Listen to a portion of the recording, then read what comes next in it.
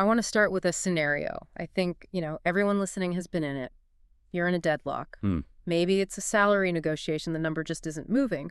Or you're trying to get a stakeholder to sign off on a timeline that they just think is impossible. Right. You've laid out all the logic. You've done the active listening. You brought the charts, the data, and nothing. The wall is not moving. And that's the moment where persuasion, it usually just turns into pressure. We instinctively feel that if the other person isn't moving, we just need to, push harder. Exactly. Add more weight to the argument. Yeah. We think of influence as a force. It's physics, right? If object A won't move, you just apply more force. But we're looking at a stack of research today that suggests that instinct is, completely wrong. It is. In fact, the harder you push, the more you might actually be guaranteeing a no. It's the difference between physics and psychology. In physics, force moves objects. In psychology, force, it often just creates resistance. So today we are diving into a specific technique, a verbal tool, really, that just flips this whole dynamic. It's based on a landmark study from the year 2000 by Nicolas, Guéguen, and Alexandre Pascual. Right. And the claim here is big. We're talking about a technique that, in their experiment, it didn't just nudge the success rate, it effectively quadrupled it. It's a massive effect size. And what's so compelling about their work, which was published in Current Research in Social Psychology, is that they isolated a variable that seems almost, too simple to matter. They didn't change the offer. They didn't change the person asking. They just added a little suffix to the request. I have to admit, when I first read the summary, my skepticism radar just went off. One simple phrase to triple your influence, it sounds like clickbait. It does. Or something you'd buy at an airport bookstore. That's a healthy skepticism. And, to be fair, in social science, we almost never see magic bullets. Context is everything. Right. But this evocation of freedom technique, which is what we're unpacking, it has held up surprisingly well across, decades of research. It taps into something really fundamental about how humans operate. Okay, so let's look at the actual machinery here. What did Guéguen and Pascual actually do? I'm assuming they weren't negotiating million-dollar mergers in a lab. No, and that's important to note. They started on the streets of France. This was a field experiment. So not college students in a classroom. Exactly. They were approaching real people in a shopping mall, and the setup was simple. Confederates, so people working for the researchers. They'd approach strangers and ask for a small sum of money to take the bus. Okay, so a low-stakes compliance request. Do you have change for the bus? Something like that. Exactly. In the control group, they just asked, "Excuse me, do you have some change for the bus?" A standard request. And I'm guessing the success rate was pretty low. I usually ignore those requests myself. It was about 10%. Roughly 1 in 10 people stopped and dug into their pockets. Okay, so that sets our baseline. Then they introduced the variable. The requester asked the same question, but they immediately followed it with the phrase, "Mais vous êtes libre de," which translates to, "But you are free to accept or refuse." That's it. They just stated the obvious. They just stated the obvious. But you are free to accept or refuse. And this is what led to the huge jump you mentioned. The compliance rate went from 10% to 47.5%. Okay, I have to pause on that. That is nearly a 400% increase. In A/B testing or marketing, people kill for a 2% lift. I know. You're telling me that just telling someone they don't have to do something made almost half of them do it. It sounds absurd, doesn't it? And I want to contextualize that number because you were right to be skeptical. 47.5% is an extraordinarily high result. Sure. It's specific to that context, face-to-face, low cost to the person. Later meta-analyses, there was a big one by Christopher Carpenter in 2013 that looked at 42 different studies on this. Wow. And found the effect is robust, but the, let's say, average effectiveness doubles the success rate. It doesn't quadruple it. Still, doubling your success rate by adding 6 words is incredible leverage. It is, and it begs the question, why? Why does reminding someone of a freedom they already technically have change their behavior so drastically? Right. They know they don't have to give money to a stranger. Yeah. Why does saying it out loud matter? That's what I'm stuck on. It just feels redundant. If I ask you for a favor, obviously you can say, no, I don't have a gun to your head. You don't have a gun, but you do have social pressure. And this brings us to a concept called reactance theory. It was coined by Jack Brem back in the 60s. Reactance theory. Break that down for us. Reactance is that kickback you feel when you perceive that your behavioral freedom is being threatened. Humans have this deep-seated need for autonomy. We need to feel like we're the authors of our own lives. And when someone makes a request, even a polite one, there's an implied obligation. Social norms say I should help. That creates this tiny localized pressure. So the moment you ask me for something, my brain registers a threat to my autonomy. Precisely. Even if it's small, it's the micromanagement effect. Think about it in a corporate setting. You might be perfectly willing to write a report. But if your boss comes in and says, I need you to write this report by 2:0 p.m., and then just stands over your desk. I immediately don't want to do it. Exactly. The request hasn't changed, but the perceived restriction on your agency has. Your brain goes into defense mode to restore that lost freedom. And the easiest way to restore that freedom is just to say no. Right. So no isn't necessarily a rejection of the idea itself. It's a reclamation of control. That's a brilliant way to put it. We often mistake no for, I don't like this. But so often no just means, I don't like being told what to do. Okay, so when the researchers added, but you are free to accept or refuse, they are manually turning off that reactance alarm. Yes, it acts as a pressure release valve. By explicitly validating your freedom, the requester removes the threat. The fight just goes out of the interaction. And once the need to prove you're free is gone, you can actually evaluate the request on its merits. Exactly. And since most people, generally like to be helpful, or at least they like to see themselves as helpful, they say yes. There's more to it though, right? There is. There's also a secondary mechanism at play here, which is fascinating. It shifts the internal narrative. If I pressure you into doing something, you attribute your action to me. I did it because he made me. That's just compliance. Right.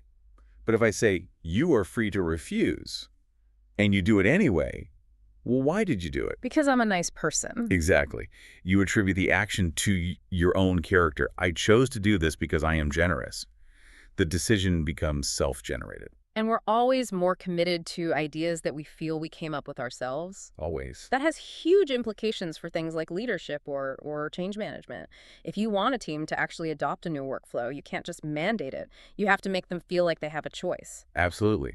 The research suggests that the evocation of freedom doesn't just get a yes in the moment. It builds a stronger commitment. A yes given freely is durable. A yes given under pressure is brittle. I do want to push back on the limits of this, though. The study was in France. Do we know if this is a Western thing? I mean, we're very individualistic in the West. We love our freedom. That's a critical nuance. Does this work in cultures that prioritize, say, collective duty or hierarchy? Right. And the effect is stronger in Western individualistic cultures. Yeah. In the U.S., France, the U.K., personal autonomy is a core value. But in more collectivist cultures, say parts of East Asia or South America, where duty to the group often overrides personal preference, the freedom to refuse might not carry the same psychological weight. It might even come across as confusing. Or distant, like you're creating space in the relationship. Possibly. Or it just doesn't resonate because the social contract is different. The meta-analysis showed the technique works globally, but the magnitude, the size of the effect, it drops significantly outside the West. So context matters. You have to know who you're talking to. Okay, so let's talk about the how. Because if I walk into my salary review and I say, boss, I want a 20% raise, but you are free to accept or refuse, I'm going to sound like a robot. Or weak. Or worse, weak. Right.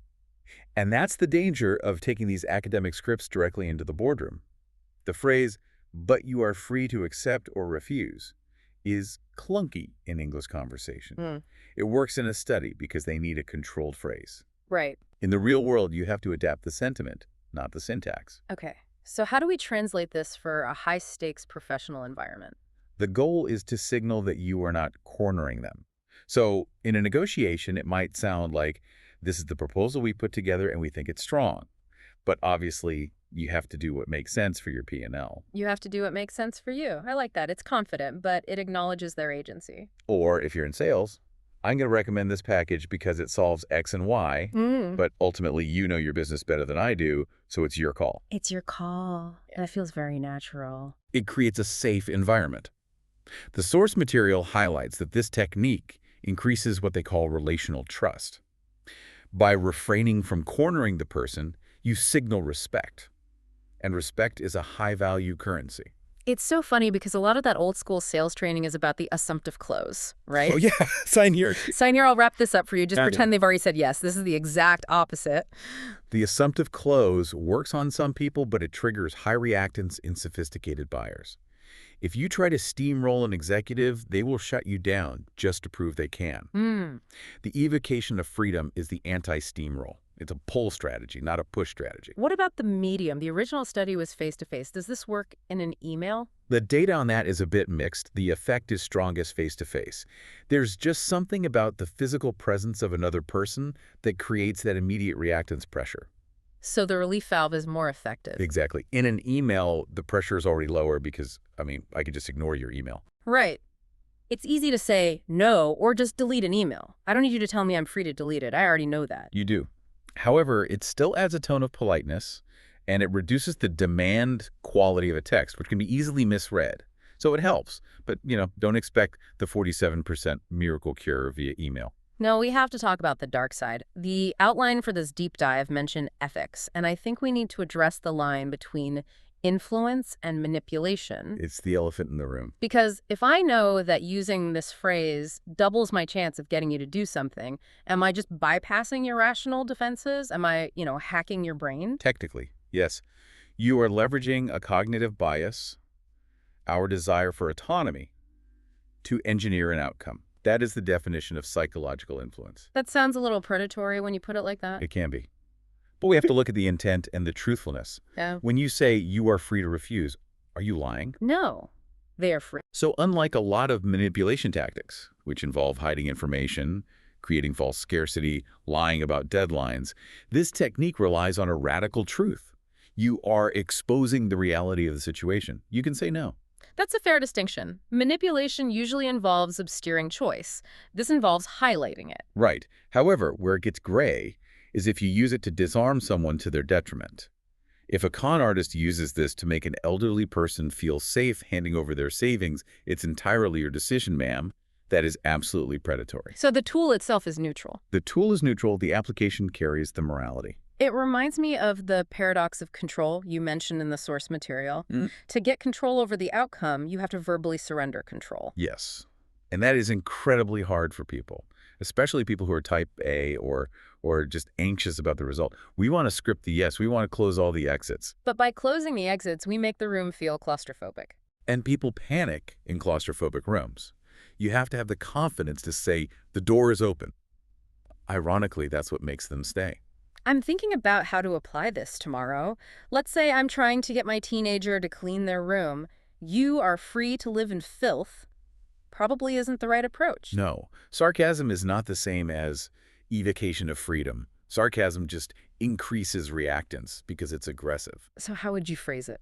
It might be something like, look, I really need the room clean for the guests coming over. I'd appreciate your help, but I can't force you to care about this. Ideally, we get this done by noon, but it's up to you how you manage your time. It's terrifying to say that, because what if they just say, okay, I choose not to? That is the risk. And that's why it's not magic. Sometimes people will exercise their freedom and say no, but what happens if you demand it? Clean this room right now. A fight in a dirty room. Exactly. So your odds with the demand are near zero. Your odds with the evocation of freedom are, they're better than zero. I suppose that's the takeaway. It's not mind control, but it clears the interference, it removes the ego battle, so you can actually discuss the request itself. It turns a confrontation into a choice. And most people, when they're given a genuine choice and treated with respect, they want to make the pro-social choice. They want to be the good employee, the helpful stranger, the supportive partner. You just have to get out of their way. It's a very stoic approach to negotiation. Control what you can and just acknowledge what you can't. And trust that the other person is rational enough to meet you halfway. So listener, here is the challenge for your next friction point. Whether it's asking for a budget increase or asking a friend to help you move a couch, which is the ultimate test of friendship. That's a high reactance scenario right there. Huge. Try it. Drop the pressure. Explicitly state, I know this is a big ask and you are totally free to say no. And just watch the body language of the other person. Watch their shoulders drop. Watch the tension leave their face. And see if you don't get a better result. And at the very least, you'll preserve the relationship, which is worth more than the favor in the long run. Well said. Before we wrap up, I want to leave you with a thought that's been nagging me since we started researching this. We like to think of ourselves as these independent agents, captaining our own ships. Free will. Right.